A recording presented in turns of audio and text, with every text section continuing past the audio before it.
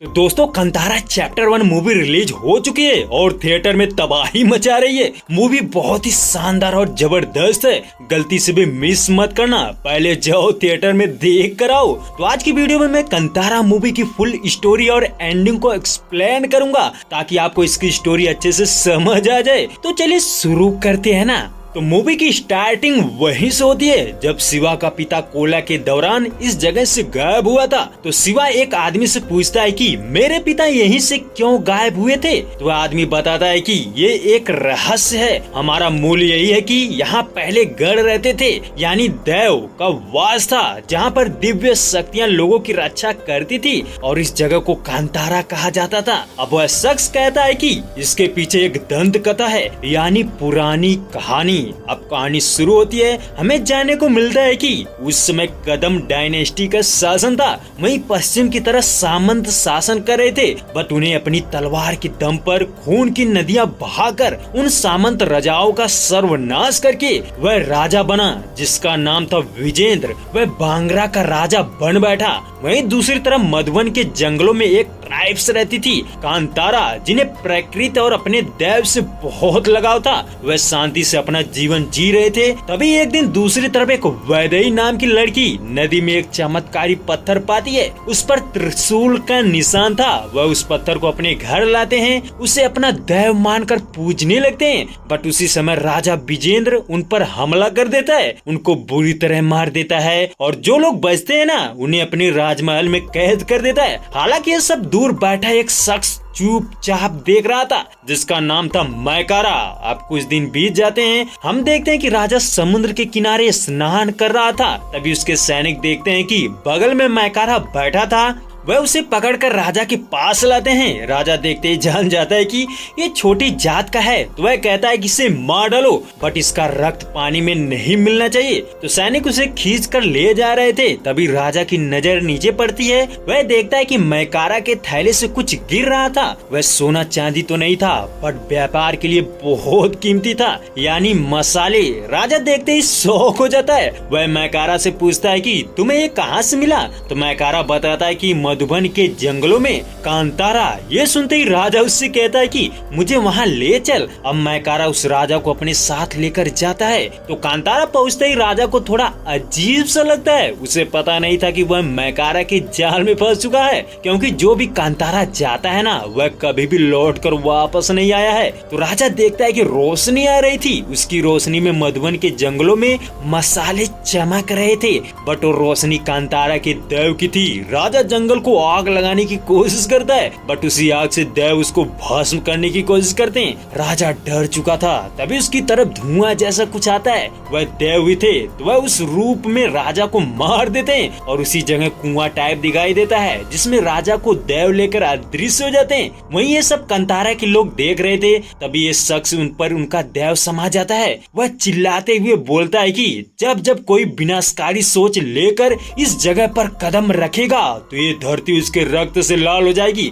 इसके बाद हम देखते हैं कि कांतारा के जंगल में विजेंद्र का छोटा बेटा भी मौजूद था। वह बचते बचाते वहां से निकलकर कड़प्पा आदिवासियों के जंगल में पहुंच जाता है। कड़प्पा आदिवासियों के लोग उसकी देखभाल करते हैं। फिर विजेंद्र के बेटे राजशेखर से कड़प्पा के लोगों को कांतारा की शक्तियों के बारे में पता चलता है। अब राजशेखर उनकी मदद से अपने राज दरबार में पहुंचता है। वहां से कड़प्पा का अंधकार और राजशेखर का अहंकार एक हो गया। वर्षों बीत गए, लेकिन राजशेखर के दिल में कांतारा का डर बना रहा। कुछ समय बाद कांतारा के लोगों को एक कुएं के अंदर एक बच्चा मिलता है जिसकी रक्षा बाघ कर रहा था। कुएं में मिलने की वजह से उसका नाम बेरमे रखा जाता है। वहीं दूसरी तरफ राजशेखर दो बच्चों का बाप बनता है, एक लड़का एक लड़की। लड़के का नाम कुलशेखर और लड़की कनकवती। वहीं दूसरी तरफ बेरमे भी धीरे धीरे बड़ा हो रहा था। वह मैकारा से पूछता है कि इसे मधुबन का जंगल ही क्यों कहा जाता है। तो उसका कहना था कि यहाँ भगवान जी ध्यान कर सके,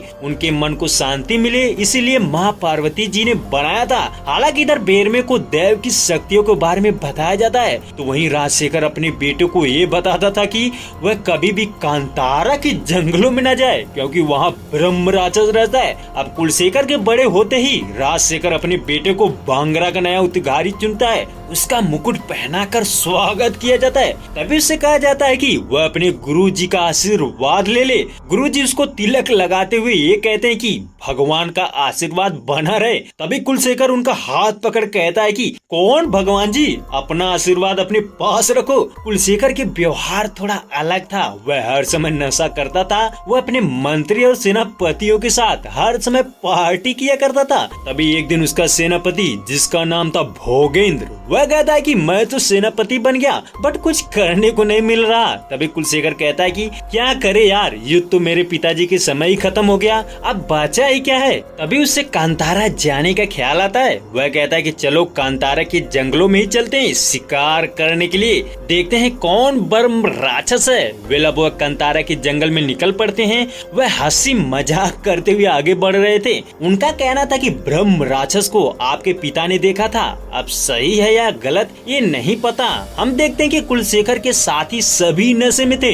तभी वह एक लंगूर को देखते हैं, उसे तीर से मारते हैं। वह नीचे गिरता है बट उसे जैसे उठाने जाते हैं ना तो लंगूर गायब। वह हैरान थे कि ऐसे कैसे हो सकता है। उसके बाद कुलशेखर एक और हिरन को देखता है, उसे भी अपने तीरों से घायल कर देता है बट वह भी गायब हो जाता है। ये देखकर सभी डर जाते हैं। इतने में उन पर कांतारा के लोग अटैक कर देते हैं। हम देखते हैं कि पेड़ के पत्तों से बना एक गोला उनके पास लुढ़कता हुआ आता है। वह देखकर डर रहे थे कि इसमें क्या है। तभी उसमें से कांतारा के कुछ लोग निकलते हैं। वह बड़ी ही बहादुरी से बांगरा के लोगों को मार देते हैं बट कुलशेखर और उसका सेनापति बचकर भाग जाते हैं। बट उनकी सेना का एक आदमी चेन्ना के डर के मारे बेहोश हो गया था। हम देखते हैं कि बेरमे और उसके साथी उसे अपने साथ अपने अड्डे पर ले जाते हैं। अब वह डर चुके थे। उनका कहना था कि बांगरा के लोग सीमा पार करके यहाँ तक आ गए थे, हमें चौकन्ना रहना पड़ेगा, वह कभी भी हम पर आक्रमण कर सकते हैं। वहीं बेरमे कहता है कि वह सीमा पार करके हमारे यहाँ आ गए, क्या हम उनके वहाँ नहीं जा सकते। तो बेरमे उनके बारे में जानने के लिए बांगरा के राज में जाना चाहता था। इसके लिए वह चेन्ना की मदद लेता है। चेन्ना बहुत डरपोक था, वह मना करता है। उसका कहना था कि आप लोग वहाँ जाएंगे तो वह मार देंगे। तभी बेरमे कहता है कि हम सिर्फ वहाँ इसलिए जाना चाहते हैं कि आप लोग हमसे कितना आगे हैं ये देखकर चले आएंगे। चेन्ना ना चाहते हुए भी रास्ता बताने के लिए तैयार हो जाता है। हम देखते हैं कि मरे हुए सैनिकों के कपड़े कांतारा के लोग पहनकर निकल पड़ते हैं। पैदल जाने में पूरे एक दिन लगने थे। तो आगे देखते हैं कि जैसे वह बांगरा की सीमा पर पहुंचते हैं ना तो कांतारा के लोग ऊंची दीवार देखकर डर जाते हैं। उनका कहना था कि इसको कूद कर जाना है क्या। चेन्नई कहता है कि नहीं यार, दरवाजा खोलकर। दरवाजे पर खड़ा सैनिक चेन्नई से पूछता है कि राजा तो कल ही वापस आ गए थे, तुम कहाँ फंस गए थे। तो चेन्नई करते हुए कहता है कि मैं शिकार के पीछे भाग गया था। वे लोग अंदर एंटर करते हैं। वहीं उधर दरबार में सभी राजा का इंतजार कर रहे थे। हम देखते हैं कि कुलशेखर नशे में धुत दोपहर तक सोया हुआ था। उसे बताया जाता है कि आपका दरबार में इंतजार हो रहा है। तो कुलशेखर नशे में ही दरबार में लड़खड़ाते हुए पहुंचता है। उसका मुकुट नीचे गिर जाता है। ये देखकर सभी हैरान थे। कुलशेखर सिंहासन पर बैठते ही बोलता है कि सभा आरंभ की जाए। वे इधर देखते हैं कि चेन्ना कांतारा के लोगों को उस जगह ले जाता है जहां एक विशाल मंदिर बनाया जा रहा था और उसके लिए लोग पत्थर को तराश कर मूर्तियां बना रहे थे। तभी कांतारा वाले खाना देखकर टूट पड़ते हैं। चेन्ना मना कर रहा था कि अरे जंगलियों जैसा व्यवहार मत करो, नहीं तो लोग जान जाएंगे। वहीं इधर राजकुमारी कनकवती पधारती है। बेरमे उसे ही देखे जा रहा था। कनकवती पुरोहित से कहती कि अरे इतना बड़ा मंदिर बन रहा है तो इतनी मूर्तियां तो बनेंगी ही ना। इतने में एक कलाकार जैसे हथौड़ी चलाता है ना, उससे पत्थर का एक टुकड़ा टूटकर मधुमक्खी के छत्ते पर जा लगता है, जिससे मधुमक्खी उन पर अटैक कर देती है। सभी लोग इधर उधर भागने लगते हैं। वही राजकुमारी भी इधर उधर भाग रही थी। इतने में बेरमे एक कपड़े से उसके ऊपर ढक कर उसे मधुमक्खियों से बचा लेता है। राजकुमारी उससे पूछती है कि तुम सैनिक हो क्या। बेरमे एटीट्यूड में बोलता है कि क्यों, तुम्हें सिर्फ सैनिक ही बचा सकता है क्या। उसके बाद ये लोग आगे बढ़ रहे थे, यानी वहाँ बाजार लगा हुआ था, लोग चीजें बेच रहे थे। तभी कांतारा के लोग देखते हैं कि उनके मधुबन जंगल में जो मसाला था ना वह भी यहाँ पर मिल रहा था। दरअसल कांतारा वाले बांगरा की सीमा पर कुछ मसाला ब्रह्म राक्षस के लिए रखते थे, तो बांगरा वाले उस मसाला को खुद उठाकर बेचते थे जो बहुत ही कीमती था। तो हम देखते हैं कि मसाला देखते ही कांतारा की एक आदमी कहता है कि ये मसाला तो हमारा है। इतने में सैनिक उनके हुलिया से पहचान जाता है कि ये सैनिक नहीं है। फिर वह उन्हें पकड़ने का आदेश देता है। बस यहीं पर जबरदस्त लड़ाई होती है। बेर में सबको मारते हुए आगे बढ़ रहा था। धीरे धीरे और सैनिक आते जाते हैं। बेर में एक लकड़ी की बनी गाड़ी देखता है। वह और उसके साथी ऊपर चढ़कर भागने लगते हैं, बट भागते भागते वह एक खाई के किनारे फंस जाते हैं, जिससे वह आगे नहीं बढ़ सकते थे। तो फिलहाल उनको पकड़कर बंदी बना दिया जाता है। राजकुमारी उन्हें दरबार में लेकर जाती है। कुलशेखर को बताया जाता है कि ये राजमार्ग में चोरी करते हुए पकड़े गए थे। तो कुलशेखर उनसे पूछता है कि कहाँ से हो तुम लोग। तो बेर में बताता है कांतारा। ये सुनते ही सबकी हवा टाइट हो जाती है। लोग उन्हें घेर लेते हैं और कारागार में बंद करके मारने लगते हैं। राजा का सैनिक बेरमे को बहुत कोड़े मारता है, बट उससे कुछ फर्क नहीं पड़ रहा था। वह कहता है कि इस गेंडे को अब मैं नहीं मार सकता। वह थक जाता है। इतने में कुलशेखर कोड़े लेकर कहता है कि कांतारा, ब्रह्म राक्षस, शिकार पर गए मेरे दादाजी को तुमने ही मारा था ना। वह गुस्से से उसे मारने लगता है। कुलशेखर कहता है कि अरे भोगेंद्र, इनके जंगल में कुछ भी नहीं है, सब बकवास है। तभी बेरमे कहता है कि दम है तो वहीं पर रुक कर देखा होता। तुम तो डर के मारे ऐसे भागे कि जैसे लंगोट में आग लगी हो। ये सुनकर ही वह और गुस्सा हो जाता है। वह तलवार से मारने जाता है। तभी वहाँ राजशेखर पहुँच जाता है। वह उसे मना करता है और बेरमे से पूछता है कि तुम बांगरा कैसे आए। तो बेरमे कहता है कि आप लोग हमें देखने आए थे, तो क्या हम नहीं आपको देख सकते। यानी राजा को ये बात नहीं पता थी कि कुलशेखर कांतारा गया था। वह गुस्सा होता है और फिर बेरमे से कहता है कि क्या तुमको ये डर नहीं लग रहा कि तुम यहाँ आओगे तो वापस लौट कर कैसे जाओगे। तभी बेरमे जंजीर तोड़ते हुए बोलता है कि क्या आप हमें रोक पाओगे। वे अब आगे देखते हैं कि रात को राजा और उसका परिवार खाना खा रहा था। कुलशेखर बहुत गुस्से में था क्योंकि उसके पिता उसे मार नहीं रहे थे। कुलशेखर कहता है कि वह हमारे दुश्मन है और ऐसा लग रहा है कि वह बारात करने आए, उन्हें तुरंत खत्म कर देना चाहिए। इतने में कनकवती कहती कि हम उन्हें मार नहीं सकते। वह जैसे बात कर रहा था ना, लगता है वह नायक है। राजशेखर कहता है कि हमें कांतारा के लोगों से उलझना नहीं है। नेक्स्ट मॉर्निंग हम देखते हैं कि भोगेंद्र राजमार्ग के हेड से कहता है कि बूबा, हम कुछ चोर को पकड़े हैं, उन्हें अरबियों को बेच दो। तभी वहाँ एक अरबी आता है। वह भोगेंद्र से कहता है कि यहाँ मेरा जहाज भी खड़ा नहीं हो सकता, क्या ये घंटे का बंदरगाह है। तभी भोगेंद्र उसे एक थप्पड़ मारता है और कहता है कि जा, पता चल गया ना, अब तैर कर आना। उसके बाद बूबा कहता है कि उन चोरों को मेरा बेटा पेपे ही संभाल लेगा। अब हम पेपे को देखते हैं जो बौना था। वह कारागार आता है, अपने सैनिकों से कहता है कि अंदर चाहे जितना चिल्लाए, तुम पहरा बन जाना। वह अंदर घुसकर गेट बंद करने को बोलता है ताकि वह भाग न सके। यानी वह फुल कॉन्फिडेंस में था। अब उसके सिपाही बाहर चले जाते हैं। पेपे अंदर जाते ही कहता है कि मेरे होते हुए तुम लोगों की इतनी हिम्मत, मेरे राज में कदम रख दिए। अच्छा बताओ कहाँ से हो तुम। तभी वह बताते है कि कांतारा। ये सुनते ही उसकी सिट्टी पिट्टी गुल। वह निकलकर भागने की कोशिश करता है और फिर चिल्लाने लगता है, जिससे उसके सिपाही आवाज सुनकर वापस आते हैं और उसे बाहर ले जाते हैं। हम देखते हैं कि कारागार में ही उनके साथ एक और शख्स मौजूद था। उससे पूछा जाता है कि वह यहाँ कैसे।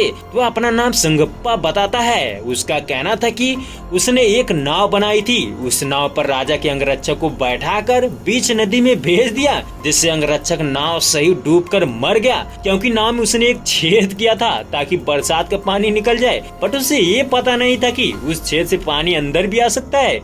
वहीं बेरमे खिड़की से बाहर की तरफ देखता है। वह पूछता है कि बाहर कौन सा गांव है। तो सनकप्पा बताता है कि वह व्यापार करने की जगह है, बंदरगाह। अब बेरमे के मन में एक प्लान आता है। वह पेपे को बुलवाता है कि उससे बात करनी है। जब पेपे आता है तो वह बहुत डरा हुआ था। तो बेरमे उससे कहता है कि मुझे यहाँ व्यापार करना है, तुम यहाँ से मुझे निकालो, मैं तुम्हें मसाले दूंगा, तुम यहाँ पर बेचना है। यानी उसका भी प्रॉफिट बताता है। हालांकि पेपे नहीं मानता। उसका कहना था कि उसने उसको 100 सिक्कों में अरबियों को बेच दिया। तभी बेरमे उसको बहकाकर नशा फूकने को देता है, जिसके फूकते ही पेपे मदहोश हो जाता है। फिर वह उसको व्यापार करने की जगह दिखाता है। अब बेरमे को पता चल गया था कि वह यहाँ पर कैसे व्यापार कर सकता है। वह धोखे से पेपे को अंदर बंद कर देता है और खुद सनकप्पा के साथ बाहर भाग जाता है। वह कांतारा पहुँचता है। वह अपने लोगों को बताता है कि हमें आज से खेती करनी चाहिए, जिससे हम व्यापार करके जो भी चाहे वो चीज ले सकते हैं। अब कांतारा के लोग पहली बार जंगल में खेती करते हैं। वह मसाले उगाते हैं हैं और कुछ दिन बाद जब मसाला पक जाता है तो बेर में कहता है कि अब हम किसी से नहीं डरेंगे। वो लोग अपनी सैन्य शक्ति के बल पर छटक रहे हैं ना, तो हम अगर अपनी दैव शक्ति पर आ गए तो उनका क्या होगा। इसका मतलब बेर में सबको सीमा पार जाकर व्यापार करने को उकसाता है। वेला पेपे और बूबा को देखते हैं। पेपे कहता है कि हमें उनका माल नहीं फूकना चाहिए था। तभी वहाँ बेर में एक बार फिर से अपने लोगों के साथ आ जाता है। उसे देखकर बूबा चिल्लाने लगता है। उसका कहना था कि उसने राजा से झूठ बोला है कि तुम्हें अरबियों को बेच दिया, इसीलिए 100 सिक्के उन्हें देने पड़े जो मेरी जीवन भर की कमाई थी। तभी बेर में कहता है कि मैं तुम्हारा कर्जा चुका दूंगा। बूबा कहता है कि वो कैसे। तभी बेर में उससे कहता है कि मैं यहाँ पर व्यापार करना चाहता हूँ, बस आपको अनुमति चाहिए। अब बूबा अनुमति दे देता है। उसके बाद हम देखते हैं कि कांतारा के लोग अपना मसाला बाजार में बेचने लगते हैं। उसका बदले वह कभी कपड़े तो कभी लोहे की कुल्हाड़ी तो कभी बर्तन, यानी उनका मसाला बहुत तेजी से बिक रहा था। इससे बांगरा के लोग जलने लगते हैं। तो बांगरा के एक सिपाही ये बात राजकुमारी को बताता है। राजकुमारी कहती है कि ठीक है, मैं देख लूंगी। उसके बाद नेक्स्ट डे राजकुमारी बंदरगाह जाती है। वह वहाँ पहुँचते ही कहती है कि कांतारा के लोगों को ऊपर भेजो। तो हम देखते हैं कि बेर में राजकुमारी के पास जाता है। राजकुमारी कहती है कि कारागार से भागकर व्यापार कर रहे हो। तो इस पर बेर में बोलता है कि हम आपकी तरह इंसानों का व्यापार नहीं करते। फिर राजकुमारी कहती है कि मत भूलो ये जगह हमारी है। इसके जवाब में बेर में बोलता है कि ये जगह नहीं, सिर्फ राज्य आपका है। राजकुमारी कहती है कि मैं तुम्हें अनुमति दे सकती हूँ, बट तुम्हें लगान देना पड़ेगा, वो भी 1/4। इस पर बेर में इनकार करता है। वह कहता है कि हमें व्यापार करना है बट अनुमति नहीं चाहिए। वेला बेर में अरबियों के पास जाता है। उसे मसाले के बदले तीर कमान लेता है। इसके बाद नीचे आते ही वह राजा का घोड़ा देखता है जो बहुत सुंदर था। बांगरा के लोग उसे छूने से मना कर दें। तभी बेर में का दोस्त घोड़े को खोद देता है, जिससे वह पागल होकर भागने लगता है और सब कुछ तहस नहस कर देता है। इतने में राजकुमारी भी नीचे आती है। वह घोड़े को देख रही थी। घोड़ा उसको कुचलने ही वाला था। इतने में बेर में उसके ऊपर चढ़कर कंट्रोल कर लेता है। राजकुमारी खुश होती है, लेकिन ये देखकर सैनिक बोलता है कि इसने घोड़ा छू दिया, अब इसे काटना पड़ेगा। तभी बेर में कहता है कि अगर हम जो भी छूते हैं ना उसे छोड़ते रहे तो तुम्हें बहुत कुछ छोड़ना पड़ जाएगा। इस चीज से राजकुमारी का मन पिघल जाता है। वह बेर में से दोस्ती कर लेती है और धीरे धीरे दोनों में प्यार करने लगते हैं। बेर में अच्छे से व्यापार कर रहा था, जिससे उसे बहुत फायदा हो रहा था। वह बहुत खुश था। वह अपनी माँ से कहता है कि देखा ना माँ, हमारा व्यापार कितना तेजी से चल रहा है। उसकी माँ बोलती कि ठीक है, लेकिन अब क्या ले जाओगे, तुमने तो सब कुछ बेच दिया, अब तो कुछ नहीं बचा। तभी बेर में कहता है कि हमें और जंगल के बीचों बीच जाना पड़ेगा, जिससे हमें ढेर सारा कीमती मसाला मिल सकता है। वेल हम बेर में अपने लोगों के साथ बीच जंगल में जाता है। तभी उन्हें कुछ आवाजें सुनाई देती है। वह घबरा जाते हैं और चौकन्ना होकर आगे की तरफ बढ़ रहे थे, बट पीछे से एक बाघ आ जाता है।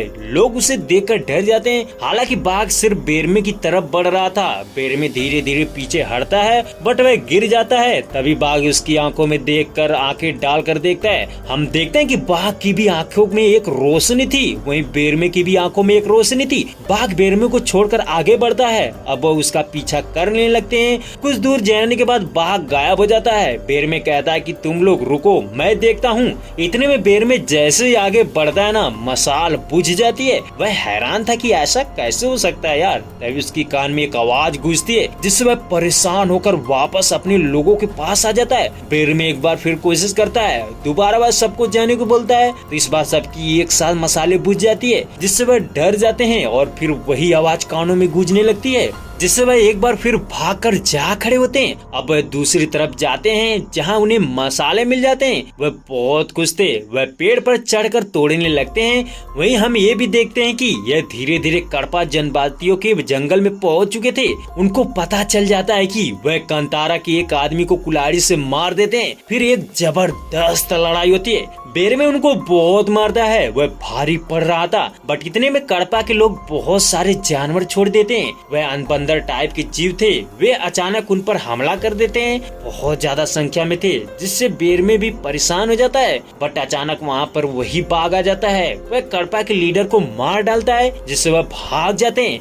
यानी यहाँ पर कंतारा के लोगों की जान बाघ बचा लेता है। वह ऐसा इसलिए कर रहा था क्योंकि बेरमे जो बचपन में कुएं के अंदर मिला था ना, वहाँ पर एक बाघ उसकी रक्षा कर रहा था।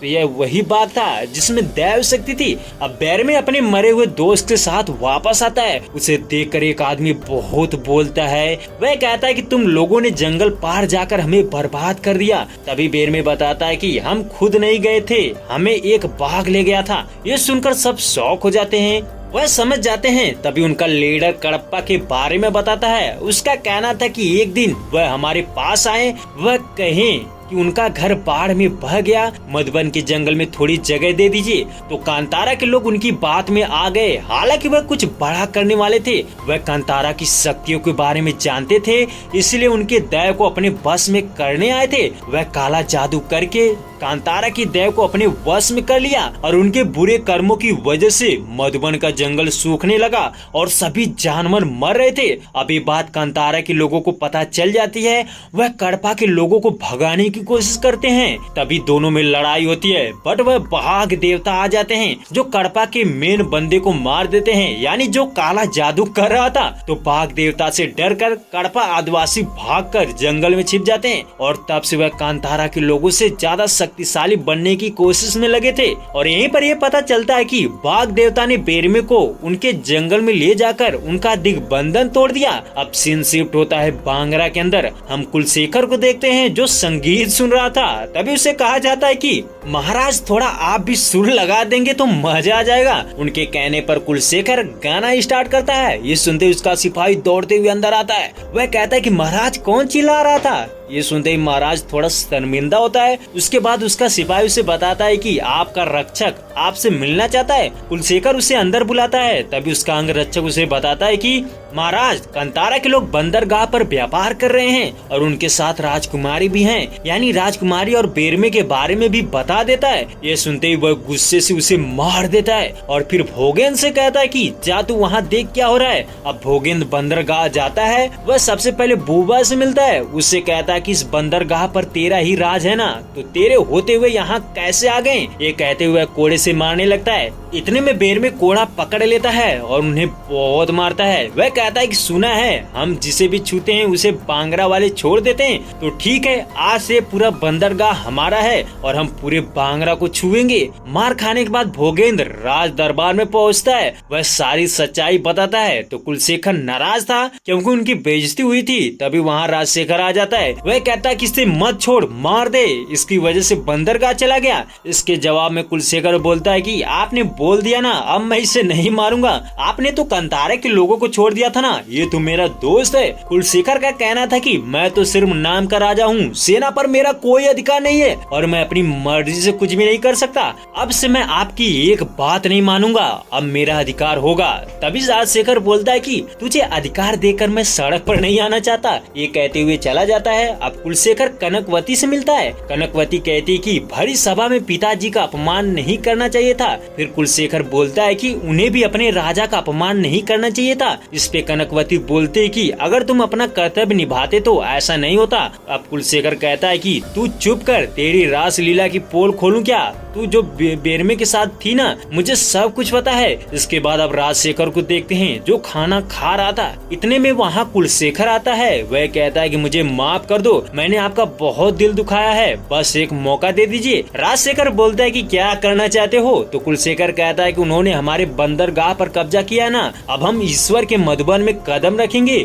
ये सुनते ही राजशेखर गुस्से से बोलता है कि अब कनकवती का ब्याह कराकर उसके पति को गद्दी पर बिठाना पड़ेगा, ये तो पागल हो गया है। तभी देखते हैं कि राजशेखर का हाथ पैर सुन पड़ जाता है। दरअसल कुलशेखर ने उसके खाने में कुछ मिला दिया था। वह कहता है कि आप 2 दिन तक आराम कीजिए, मैं उनसे निपट कर आता हूँ। तभी कनकवती आ जाती है। वह कहती है कि आपने पिता के साथ ऐसा करके ठीक नहीं किया, हम परेशान हैं, तुम उल्टा सीधा काम कर रहे हो। वेल अब कुलशेखर अपने सैनिकों के साथ कांतारा की जाने को तैयार था, तो इस बार वह ढेर सारे सैनिकों के साथ रात के समय जाता है। वह ईश्वर के मधुबन में पहुंचकर कांतारा वालों को जगाता है और फिर उनके घरों में आग लगा देता है। वह हर एक इंसान यानी बूढ़े, बच्चों, औरतों सबको मौत के घाट उतार देता है, किसी को भी नहीं छोड़ता। दरअसल उस समय वहाँ बेरमे मौजूद नहीं था, इसलिए वह इतना कुछ कर पाया था। अब हम बेरमे को देखते हैं जो कहीं दूर जंगल में था। वह आवाज सुनते ही दौड़ते हुए आता है और ये खौफनाक मंजर देखकर घबरा जाता है। वह कुछ करता है उससे पहले कुलशेखर उसकी माँ को मार देता है, जिससे वह पागल हो जाता है और यहीं पर उसके अंदर गुलिगा देव सवार हो जाते हैं। वह चिल्लाने लगता है, नाचने लगता है और सबको मारने लगता है। ये देखकर कुलशेखर की हवा टाइट। बेरमे राजा के सैनिकों को खिलौनों की तरह पटक रहा था, वह सबको मार देता है। उसके बाद कुलशेखर को भी खत्म कर देता है। बेरमे ने भले ही बांगरा के लोगों को मार दिया था, बट उनका बहुत नुकसान हुआ था। कांतारा के बहुत ज्यादा लोग मारे गए थे। दरअसल उनकी जो आने वाली पीढ़ी थी ना, यानी बच्चे, सब मर गए थे, जिससे बेरमे बहुत दुखी था। वह मरे हुए लोगों को दफनाते हैं और फिर उससे अपना घर बनाते हैं। वहीं दूसरी तरफ कुलशेखर के मरने से भी बांगरा में दुखों का पहाड़ टूट पड़ा था, इसलिए वे अपने पुरोहित से देव की स्थापना कर रहे थे। तभी पुरोहित बताता है कि उनके ईश्वर गणों का अपमान करोगे तो यही होगा। जब तक वह संतुष्ट नहीं होंगे तब तक यहाँ शिवलिंग की स्थापना नहीं हो सकती। ये सुनते ही कनकवती कांतारा जाने को सोचती है। अब हम बेरमे को देखते हैं। उसे कहा जाता है कि अब हम लड़ नहीं सकते। वो जब चाहे तब मार कर चले जाते हैं। बेरमे कहता है कि हम लड़ेंगे नहीं, बल्कि जीत भी सकते हैं, सिर्फ हमारी जड़ मजबूत होनी चाहिए। इतने में वहाँ राजकुमारी आ जाती है। उसके आने की खबर से कांतारा वाले को पता चल जाती है। वह उसके पास जाते हैं। बांगरा के लोगों ने इन्हें मारा था, तो इस वजह से ये बहुत गुस्सा में थे। राजकुमारी कहते कि भगवान के लिए मुझे आपसे बात करने का अवसर दीजिए, मैं आपसे हाथ मिलाने आई हूँ। मुझे पता है हमने आपके देव को नाराज किया है, इसलिए हम भी अपने आंगन में आपके देव की पूजा करना चाहते हैं, इसलिए आपको हमारा साथ देना पड़ेगा। हम अब समानता से रहेंगे। कनकवती की बात सुनकर बेरमे मानने को तैयार नहीं था। वह कहता कि हम भले ही मान जाएंगे, बट हमारे देव नहीं मानेंगे। ये सुनते ही कनकवती कहती कि ये आप बोल रहे हैं कि आपका देव। ये सुनकर कांतारा के लोग देव से पूछते हैं। इसके लिए वह कोला करते हैं। तो देव जब सवार होते हैं ना, तो वह कहते हैं कि ठीक है, उन्हें अपनी गलतियों का एहसास हो गया है। अब वह मेरा एक और घर बनाना चाहते हैं, तो इसमें कोई दिक्कत नहीं है, मुझे ले जाओ। अब हम वहाँ जाकर देखेंगे कि वह कैसे हैं। अब कांतारा के देव बांगरा जाने के लिए मान जाते हैं। उसके बाद यह बड़ी धूमधाम से देव पत्थर लेकर बांगरा निकल पड़ते हैं। वह वहां पहुंचते ही भव्य मंदिर में बहुत ही धूमधाम से देव की स्थापना करते हैं। बांगरा वाले भी खुश थे, वहीं कांतारा के लोगों को भी सम्मान मिल रहा था। वह बेफिक्र होकर बांगरा में घूम रहे थे और राज दरबार में भी बैठ सकते थे। उसके बाद हम राज दरबार का सीन देखते हैं। बेरमे का फूल माला से स्वागत किया जाता है। कनकवती कहती कि हमारे विचार भिन्न होने के बावजूद भी आपने हमारे साथ हाथ मिलाया, हमें बहुत खुशी है आपके साथ जुड़कर। तभी राजवा बेरमे से अपना बंदरगाह वापस मांगता है। बेरमे खुशी खुशी वापस दे देता है, बट एक शर्त रखता है। उसके बदले वह कहता है कि आपने जितने लोगों को बंदी बनाया है ना, उनको छोड़ना होगा। तो दोनों को शर्त मंजूर थी। बेरमे कहता है कि अब आपके राज्य में देव की स्थापना हो गई है, अब आपको धर्म के मार्ग पर चलना होगा। उसके बाद बेरमे अपने घर आता है। उसका गाँव पहले से ही ज्यादा सुंदर लग रहा था, क्योंकि वह हर एक सुविधा मौजूद थी। तभी हम राजशेखर को देखते हैं जो सपना देख रहा था। वह देखता है कि एक सुअर का बच्चा उसके पास आता है। वह सिंहासन पर बैठता है। तभी देखते हैं कि वहाँ मैकारा था। वह कहता है कि तुम्हारा पाप का घड़ा भर चुका है, अगर बांगरा की सुख शांति चाहिए तो अपने पाप का प्रायश्चित कर लो। तुम्हें अपने यहाँ देव को स्थापित करके कांतारा का विनाश चाहते हो ना। बस इतने में राजा की नींद खुल जाती है। अब हम कांतारा वालों को देखते हैं जो बहुत खुश थे। वहीं बेरमे भी एक सपना देखता है कि उसकी माँ उसे बताती कि जो ईश्वर के मधुबन की चार रखकर यहाँ आते हैं उन पर विश्वास मत करना। तभी बेरमे देखता है कि जो कड़पा आदिवासी के एक शख्स काला जादू कर रहा था और वह मैकारा को बांध दिया था। यानी जैसा कड़पा आदिवासी ने कई सालों पहले किया था ना, वैसा ही आज कर रहे थे। वह काला जादू से उनके देवताओं को बंदी बना देते हैं। बेरमे की नींद जब टूटती है ना, तो वह देखता है कि कांतारा के सभी बच्चे मर रहे थे। चारों तरफ हाहाकार मचा था। उन्हें पता चल जाता है कि उनके देव को बंदी बनाया गया है, जिससे मधुवन का जंगल सूख रहा था। दरअसल ये सब कनकवती का किया धरा था। उसने एक बहुत बड़ी साजिश रची थी। दरअसल वह कड़पा आदिवासियों के यहाँ पली बड़ी थी, तो वह शुरू से ही कांतारा के लोगों के खिलाफ थी। वहीं जब बेरमे बांगरा आया था ना, तो उसे अपने प्यार के जंगल में फंसाया। फिर वह उसे उनके लिए देव के लिए भी मनाया और जब उनका देव बांगरा में स्थापित हो गए तो वह कड़पा आदिवासियों की मदद से देव को बंदी बना दिया और फिर राज सिंहासन पर बैठ गई, यानी उसने संपूर्ण अधिकार खुद ले लिया। अब वह कड़पा आदिवासियों के साथ मिलकर कांतारा को मारकर उनके मधुबन के जंगल पर कब्जा करना चाहती थी। वह युद्ध के लिए तैयार हो रहे थे। वहीं दूसरी तरफ बेरमे भी अपनों के मरने की वजह से बौखलाए हुए था। वह कहता कि आज हम अपने लिए नहीं बल्कि अपने देवों के लिए लड़ेंगे, हम उनका सर्वनाश कर देंगे। अब दोनों की सेना युद्ध के लिए तैयार होती है, बट उनके बीच दीवार थी। बांगरा की सेना सबसे पहले तीर बरसाती है, जिससे कांतारा के लोग घायल हो जाते हैं। फिर बांगरा वाले भाले छोड़ते हैं, इससे भी कांतारा के बहुत लोग मारे जाते हैं। उसके बाद कांतारा वाले पेड़ों की जड़ों में आग लगाकर उनकी दीवार पर फेंकते हैं, जिससे उनकी दीवार टूट जाती है। अब एक भयानक युद्ध होता है। इधर बेरमे सबको मारे जा रहा था, उधर राजशेखर और कनकवती गुफा के अंदर काला जादू कर रहे थे, यानी राजशेखर देव शक्ति पाने की कोशिश कर रहा था। तो जब उसका यज्ञ खत्म होता है तो बाप बेटी तलवार लेकर युद्ध भूमि पर आते हैं। हम देखते हैं कि दोनों इतना ज्यादा पावरफुल हो चुके थे कि वह सबको एक बार में खत्म कर रहे थे। उनकी शक्ति देखकर बेरमे भी हैरान था। तभी वहाँ मैकारा आ जाता है। बेरमे उनसे कहता है कि हमें उनका दिग्बंधन तोड़ना होगा। तो मैकारा कहता है कि तुम जाओ, गंगा माँ तुम्हें रास्ता दिखाएंगी, मैं इन्हें रोकता हूँ। तो आगे देखते हैं कि मैकारा अपनी शक्तियों से राजशेखर को रोके रहता है और वहीं बेरमे नदी के सहारे एक गुफा में पहुँचता है, जहाँ पर वह देखता है कि शिवलिंग मौजूद था, यानी यहीं से उनका दिग्बंधन टूटेगा, जिससे उनके देव आजाद हो जाएंगे। बेरमे जैसे आगे बढ़ता है ना, तभी वहाँ एक बड़ा सा जानवर था जो वहाँ रक्षक था। वह बेरमे पर अटैक कर देता है। बेरमे उससे बड़ी बहादुरी से लड़ता है। लड़ते लड़ते बेरमे शिव जी का गड़ा त्रिशूल निकाल लेता है, जिससे दिग्बंधन टूट जाता है और उनका देव बंधन मुक्त हो जाते हैं। वहीं इधर देखते हैं कि देव के आजाद होते ही बाघ देवता बांगरा के लोगों पर अटैक कर देता है। हम देखते हैं कि बाघ के साथ बेरमे भी था, उस पे देव सवार हो चुके थे। वह चिल्लाते हुए दौड़ते हुए सबको मारने लगता है। उसके बाद वह कनकवती को मारने की कोशिश करता है, बट कनकवती कहती कि तुम एक औरत पर हाथ नहीं उठा सकते। तभी बेरमे चामुंडी का रूप धारण करता है। फिर वह कनकवती को एक झटके में खत्म कर देता है। उसके बाद राजशेखर को भी एक बार में मार देता है। उसके बाद वह कांतारा आते हैं, वहाँ बेरमे कोला करता है और फिर कोला करते करते कुएं में अदृश्य हो जाता है। अब कहानी यहीं पर और समाप्त हो जाती है।